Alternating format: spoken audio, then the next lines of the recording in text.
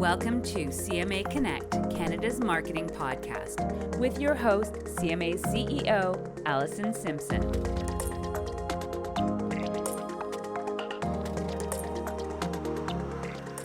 Welcome to the CMA Connect podcast. I'm Alison Simpson, and I am thrilled to be joined today by Susan Irving, the Chief Marketing Officer for Kruger Products, and Bryan Kane, the CEO for FCB Canada. And Bryan, we'll start with a huge congratulations. You brought home Canada's first of hopefully many gold lions for your work with SigKids yesterday. How does it feel to be leading the charge?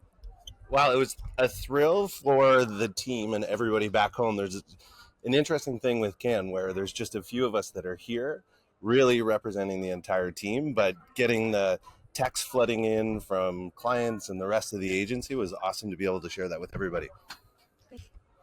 And Susan, I know you've been here in past years. In fact, you judged, I think, 2 years ago. So how does it feel to be back and have a bit more flexibility in your schedule so you can actually take advantage of the programming?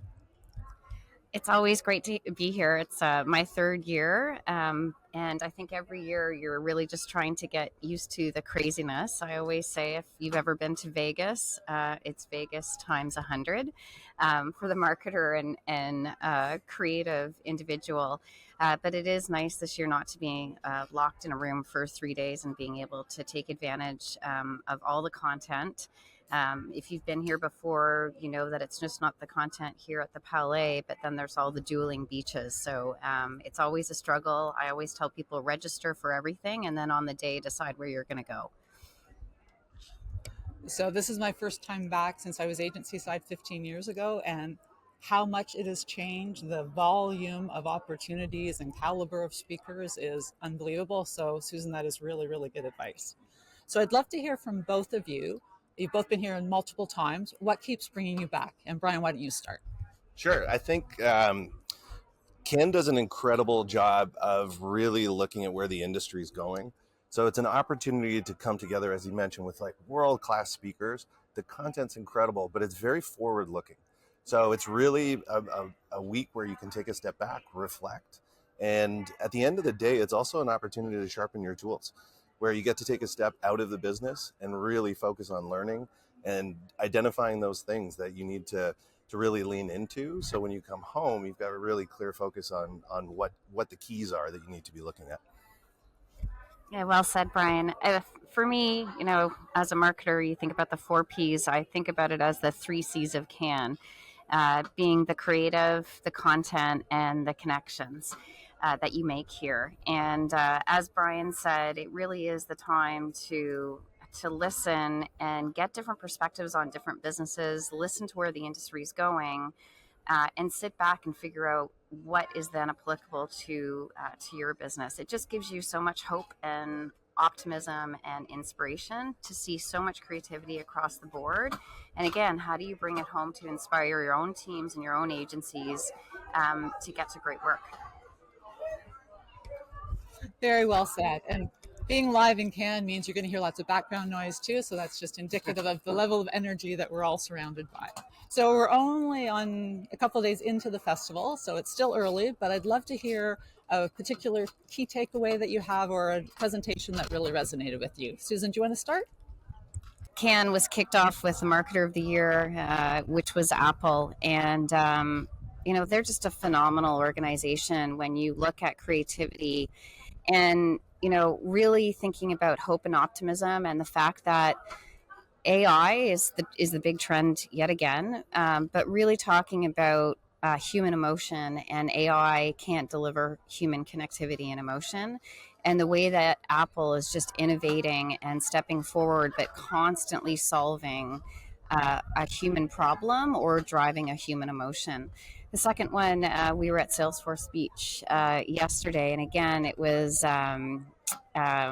Scott Galloway, who always says it like it is.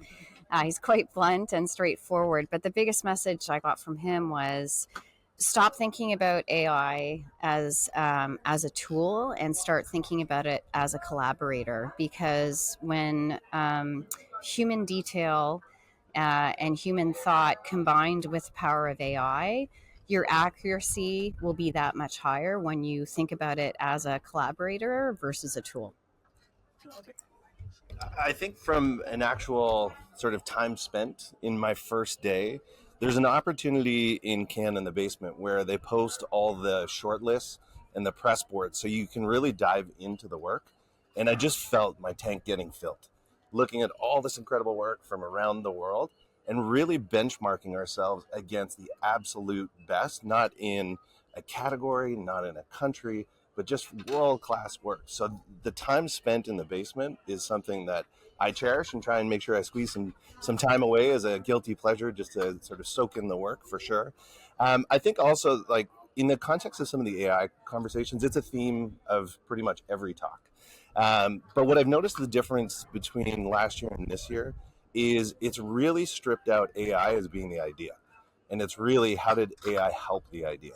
And really, what is the role of AI? So seeing the progression just in the 12 months since we were here last has been really interesting. And I think that continual evolution of us understanding how to harness the power of AI as opposed to it's a checkbox that we need to integrate within our creative process. So that was sort of a takeaway, but it wasn't one talk. It just a theme that's sort of emerging. What, just to build on that point was interesting. If you think about 3 years ago, the conversations were, what is AI and how do I even use it? And even last year it was, here's some tools, here's how you can use it safely. But you're right, this year it's, how did you use AI as a tool to make your creative process better? So you're right, Brian, it was quite interesting. So you both are clearly immersing yourself in the festival and all the benefits that it brings with it. So I'd love to hear one unexpected insight or new learning that you think will shift either the future of creativity or marketing. I think one thing that's emerged is the need for optimism in the world. It's come up a couple different times. It was a theme through the show last night when they were recognizing all the gold and Grand Prix winners. But as I was sitting with that thought, it was the important role that brands play in our lives, and brands have never been more important to give meaning and cultural context in a world that is increasingly chaotic. But that brands can be that anchor point for consumers, and the need for optimism within brands, and to find ways to bring joy to people's lives, to help them save time was something Scott Galloway was talking about. But the role that brands play and the importance was one where, early in the week, but that was a reflection. And I think I'll sit with that through the rest of the week and build out that thought. For me, it's also innovation. There seems to be a lot more of a trend this year on innovation. One of the difference that the schedule has done, they've now kind of shown you paths that you can take that I think distills the schedule a little bit more. But last night at the awards, just even after Bryan and FCB won gold, they showed a competition that they have where brands needed to solve an innovation problem and come up with a solution for the world. So again, what's exciting is leveraging creativity to come up with future innovation to solve world problems. Those are both great insights. And Brian, building on yours, we had CMA's event Case for Canada last week, and Kantar shared that Canadians only think 13% of brands currently understand what their lives are about and the challenges they face, which is a huge opportunity to bring more positivity and purpose and have brands take more of a leadership role in helping Canadians get to a better place in their lives. So nice to see the parallels, absolutely. Yeah.